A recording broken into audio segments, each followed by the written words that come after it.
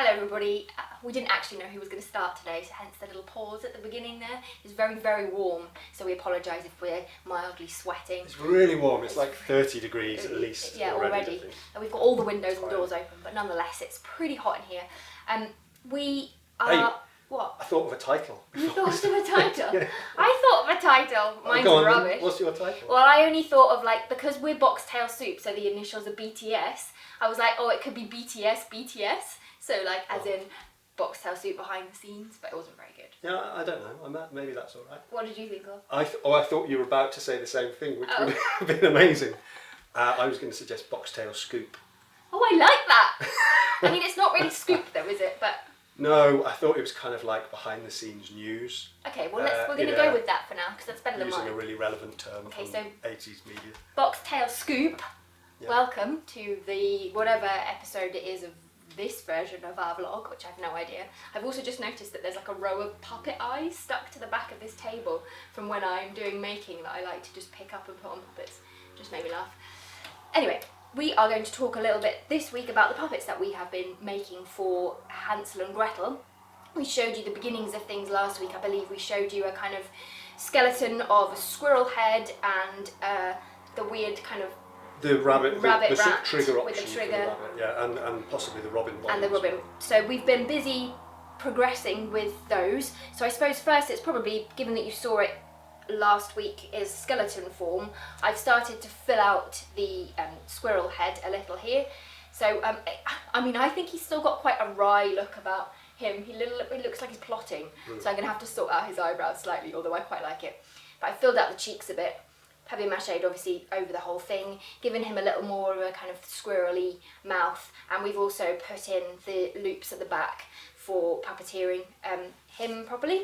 So he's coming along quite nicely.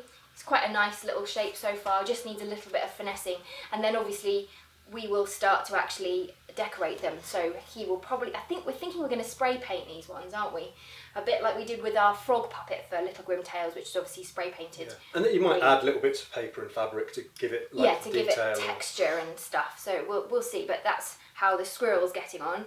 Then I also started trying to make the head of the robin puppet, which actually has proven to be really, really tricky. I made first this kind of massive head, so then I cut it down because it was just far too big.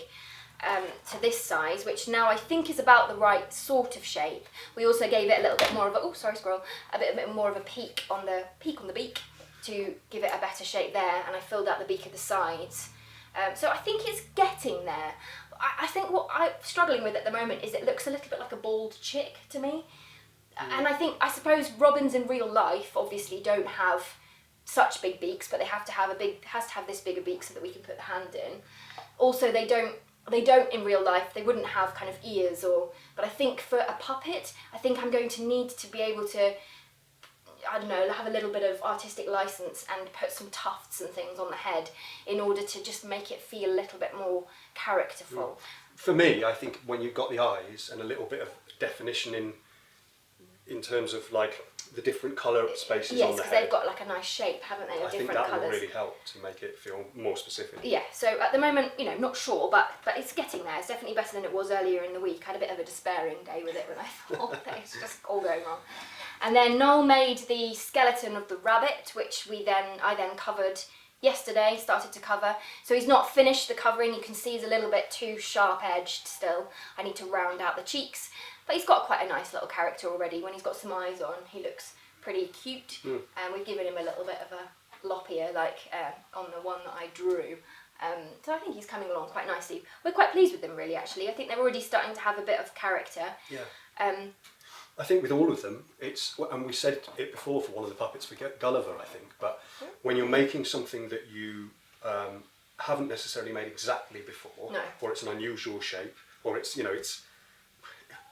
an animal, to give it a specific character, but also make it look like the animal that it's supposed to be. Yes, you don't want to go... It's actually quite tricky, isn't it? So, like you were saying with the robin, we've been cutting pieces away and sort of adding bits to the beak until you get to the right kind of shape. And the same thing with the squirrel.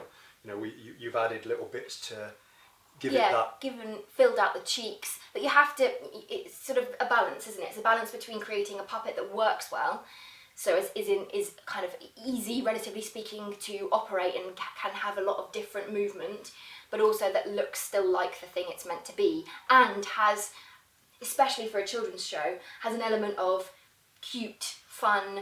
That you kind of want them to be. You want them to want to take it home at the end of the show. Absolutely. That's what they do with the frog at the end of Little Grim Tales, and we want the same thing with these guys. So we'll continue to finesse them. And meanwhile, you've been working on bodies for them. Yeah, and so we weren't, and probably still aren't entirely sure that we're going to go for solid body. We did kind of debate the possibility of using some fabric or using some... Again, a bit like the frog, he's got fabric. Yeah, like stuffed material for some part of it, which we still might do. Although I'm quite pleased with the shape of this one. So I started out with this for the rabbit. I mean, as you can see, it's far too small really, but you get the idea of the shape of the body. And that's really what I was going for. I was trying to get an idea of the scale, and also just, again, because it's something I've not necessarily made exactly before, and there's nothing to build around, you're having to build it from scratch, so it's useful to kind of get a picture of it in your head and get a picture of the shape that you're working towards. So having done that one, I then started work on this one, which is a more appropriate size, obviously. You know, it seems like it works better for that head.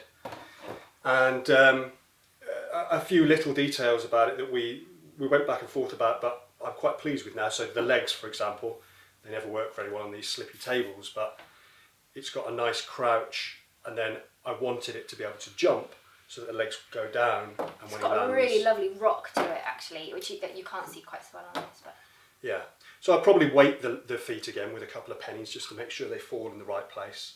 And otherwise, he's also got, you know, some little arms that he can articulate with, but also that hang in the right sort of place for an animal, for a rabbit.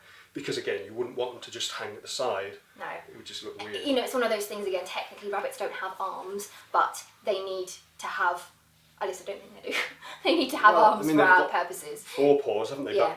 But you're trying to bridge that gap between it looking like the animal, but still being a character. It's a lot like animation. It's got a lovely tail as well. I don't know if you can see the little tail there. It's very cute. And a similar thing, in fact, with them, with the robin, with the arms, wasn't it? Arms and wings, and what do you do? Yeah, I mean, exactly. I wanted the robin, this is will be the pulley, in fact, but I wanted the robin's body to be able to have flapping wings. So I haven't finished with this mechanism yet, but it's hopefully going to have flapping wings, but also then to be able to use those wings as little arms. So hopefully the way that I've done that will solve both of those problems, and so he can sort of fly across the stage, but he can also, or she, gesticulate. Yeah, he can gesticulate and, you know, wave and all that sort of thing. So yeah, that's the robin's body and the rabbit's body, and then I will probably later today have a little crack at getting started on the body for the squirrel as well, I think. Yeah, so that's how we've got on this week. We've made pretty good progress, we're quite pleased. So we'll carry on next week with the same thing. These are the main narrator characters for the show, so we really want to get those finished first so that we can then get a feel for how the rest work. Yeah, and that's the other reason that it's so important that we get them right as well, because they've got a lot to do. They've got a lot of interacting to do, and a lot of lines to say. Yeah. So, you know, yeah, it's difficult. So there we are. So we hope you've been having a good week. You will have noticed that we've put some shows up on sale, which is amazing. I think we mentioned it last week. We're doing Little Grim Tales on the beach in Brighton. There is a stage and everything, all socially distanced seating. It sounds like it's going to be a lot of fun. We're there from the 25th to the 31st of August. All the details are on our website, so if you do fancy that. It is a kids show, but really it's not just for kids. We did it for a whole party of adults once and they absolutely loved it. It's just really fun, silly fun. Absolutely. So do come join us if you would like to. And otherwise, have a nice day in the sunshine, and we will see you next week. Let's go and get a cold drink. Yes.